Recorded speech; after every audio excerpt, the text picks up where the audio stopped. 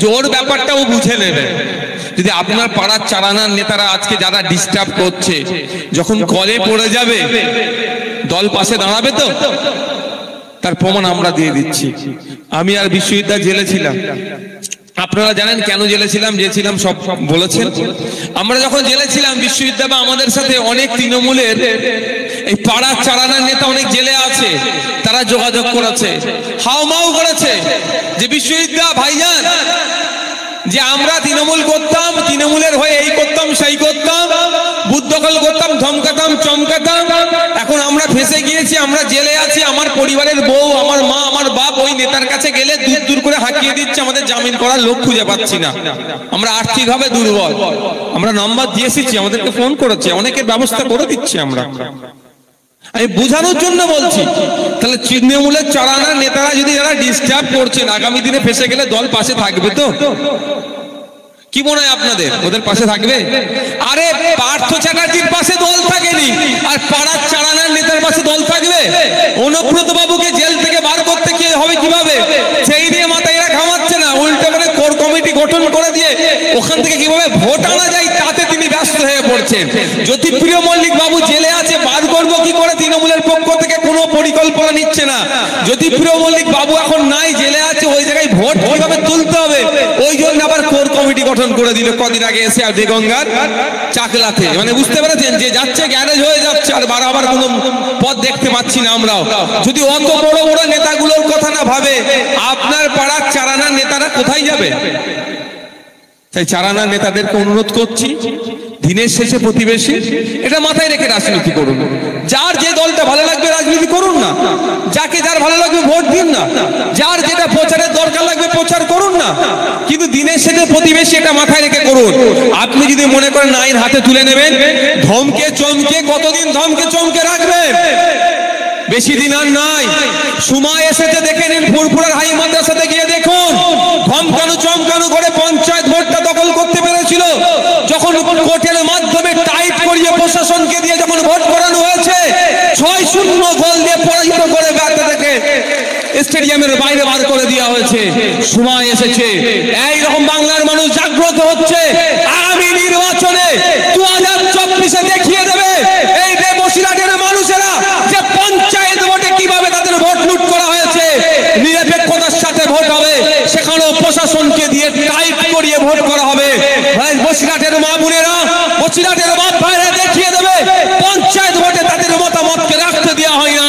আগামী 2024-এর লোকসভাতে যেই বুথগুলোতে বিশেষ করে ভোট লুট হয়েছে, ভোট করতে দেয়নি, সার্টিফিকেট কেটেছে, সর্বপ্রথম সেই বুথগুলো থেকে ওদেরকে নীল করে আমরা দেখিয়ে দেবো বসিরহাটের মানুষেরা। হবে তো নাকি? যেটা জিতেছি তো অবশ্যই জিতবো, আর যেটাতে ওরা গণতন্ত্রকে হত্যা করে সবুজ আবির মেখেছে যেই বুথগুলো থেকে, সেই বুথগুলোতে সম্পূর্ণ নীল করব আমরা গণতান্ত্রিক প্রক্রিয়াতে, ওদেরকে পরাজিত করে এটা দেখিয়ে দেব যে তোমরা পঞ্চায়েত ভোটে গণতন্ত্রকে হত্যা করে সবুজ আবির মেখেছিলে। গত কয়েকদিন আগেই অর্থাৎ 31 তারিখে ফুরফুরা শরীফের হাই মাদ্রাসা নির্বাচনে, অভিভাবক প্রতিনিধি নির্বাচনে দেখিয়ে দিয়েছেন ফুরফুরা সহ এলাকার মানুষজন সহ ওই গার্জেনরা, অভিভাবকরা, যে পঞ্চায়েত ভোটে তোমরা যে ভোট দখল করেছো সেটা অন্যায়ভাবে অবৈধ পন্থা অবলম্বন করে ভোট দখল করেছো। তোমাদের পক্ষে ফুরফুরার মানুষ নাই, অভিভাবকরা তোমাদের পাশে নাই, তাই সুযোগ পেয়েছে। 6 মাস যায়নি এর উত্তর হাই মাদ্রাসার অভিভাবক নির্বাচনে দেখিয়ে দিয়েছে। তাই আপনাদের বলবো, 2024-এ নির্বাচনে আসছে লোকসভা নির্বাচন, অবশ্যই এই বিজেপি তৃণমূলের বাইনারিতে আপনারা পড়বেন না। সময় আসবে, দেখতে থাকুন, আমি বলে দিচ্ছি, মিলিয়ে নেবেন। বিজেপির নেতাদেরকে দিয়ে বড় বড় ভাষণ দিয়ে হবে, সিএ করে তাড়িয়ে দেবো, কার বুক দেখে গুলি করো, হ্যান করো, ত্যান করো, বড় বড় কথা বলাবে, ভয় দেখিয়ে তৃণমূল এসে মলম দেবে। বিজেপি নেতাদেরকে দিয়ে বক্তব্য দিয়ে হবে, ওরাই দিয়ে হবে, আমি বলে রাখছি, তৃণমূলই দিয়ে হবে। তৃণমূল আর বিজেপি আলাদা নয়। বিশ্বজিৎ বললেন না, বাস্তব কথা বলছি। 1998 সালে তৃণমূলের ইতিহাস দেখুন, 1999-এ দেখুন, 2000-এ দেখুন, 2001, 2002, 2004 এবং দেখতে থাকুন INDIA জোটেও তৃণমূল কিভাবে ডিস্টার্ব করবে। যদি ওই জোটের মধ্যে আমি নেই, বেশি কিছু বলবো না, শুধু একটা কথাই বলবো, হঠাৎ করে তিনি মল্লিকা অর্জুন খাড়গের নামটা বলে দিল কেন? আপনারা ভাববেন অনেক নিরপেক্ষ নাম, যাতে করে এই INDIA জোটের মধ্যে গুতোগুতি শুরু হয়ে যায়। স্বাভাবিকভাবে গান্ধী পরিবারের প্রতি মানুষের আলাদা একটা, নেতাজি পরিবারের প্রতি মানুষের আলাদা একটা সিম্প্যাথি আছে, ভালোবাসা আছে, আবেগ আছে। সেই ক্ষেত্রে আমি আবারও বলছি, আমি আবার রিপিট করছি, আমি INDIA জোটের মধ্যে নাই, আমি বিষয় বেশি বিশ্লেষণ করতে চাই না, কিন্তু মমতা ব্যানার্জির দ্বিচারিতার কথা বলছি। মমতা ব্যানার্জি বিজেপিকে সুযোগ করে দিচ্ছে কিভাবে, সেটা একটু ধরিয়ে দিচ্ছে আপনাদেরকে। হঠাৎ করে তিনি কি বললেন যে রাহুল গান্ধী নয়, মল্লিকা অর্জুন খাড়গেকে প্রধানমন্ত্রীর মুখ করা হোক। এর ফলে কি হবে, যারা কংগ্রেস হয়তো মেনে নেবে, তৃণমূল হয়তো মেনে নিল, কিন্তু INDIA জোটে তো অনেক দল আছে, প্রায় 26-27টা দল আছে, সবাই কি আর মল্লিকা অর্জুন খাড়গেকে মানতে পারবে? কিন্তু তার জায়গায় হয়তো যদি রাহুল গান্ধী থাকতো, সেখানে অনেকেই মেনে নিত, যাতে করে আবার এই INDIA জোটের মধ্যে গৃহ বিবাদ হয়। সেই জন্য মমতা ব্যানার্জি ঠুক করে একটা পয়েন্ট দিয়ে চলে আসলেন। মমতা ব্যানার্জি কোনোদিন চাইবে না কেন্দ্রের বিজেপি সরকার দুর্বল হোক। মমতা ব্যানার্জি সব সময় চাইবে কেন্দ্রের বিজেপি সরকার শক্তিশালী থাকুক। যত শক্তিশালী থাকুক, এই বসিরহাটের মানুষের ভোটটা তত তাড়াতাড়ি লুট করা। কেন্দ্রে বিজেপি দুর্বল হলে এই বসিরহাটের মানুষকে সিএর ভয় দেখিয়ে আর ভোট নেওয়া যাবে না।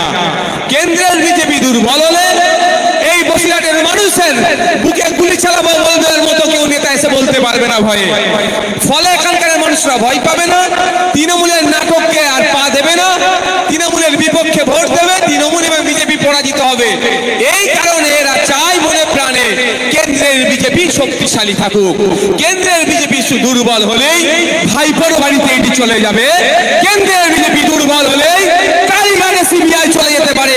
আর বিজেপি যতদিন শক্তিশালী থাকবে কেন্দ্রে, কালীঘাটের কাকুকেও টাচ করতে পারবে না। আমার যতটা রাজনৈতিক জ্ঞান হয়েছে, কালীঘাটের কাকুর বিখ্যাত কণ্ঠস্বরের সবাই অপেক্ষায় আছে।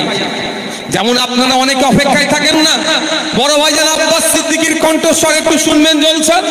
বাংলার মানুষ এখন অপেক্ষায় আছে কালীঘাটের সেই চর্চিত কাকুর কণ্ঠস্বরের জন্য। কি দেখলাম, বারবার কেন্দ্রীয় এজেন্সি চিঠি দিচ্ছে আর SSKM সেটাকে রিফিউজ করছে। এক প্রকার তো একবার চলেও গিয়েছিল কেন্দ্রীয় এজেন্সি, কালীঘাটের কাকু বাচ্চাদের ওয়ার্ডে ঢুকে গিয়েছিল। বুঝতে পারছেন না, ওনার বেড ছেড়ে বাচ্চাদের ওয়ার্ডে ঢুকে গিয়েছে, লুকোতে গিয়েছিল। নাটক হচ্ছে ভাই, নাটক হচ্ছে। চাকরির যেখানে ডেডলাইন দিয়ে দিয়েছে সুপ্রিম কোর্ট, তারপরেও একজনের গলার কণ্ঠস্বর পরীক্ষা হচ্ছে না কেন? বুঝতে পারছেন না কি নাটক হচ্ছে? আর বাইরে বেরিয়ে অনেকে অনেক কথা বলছে।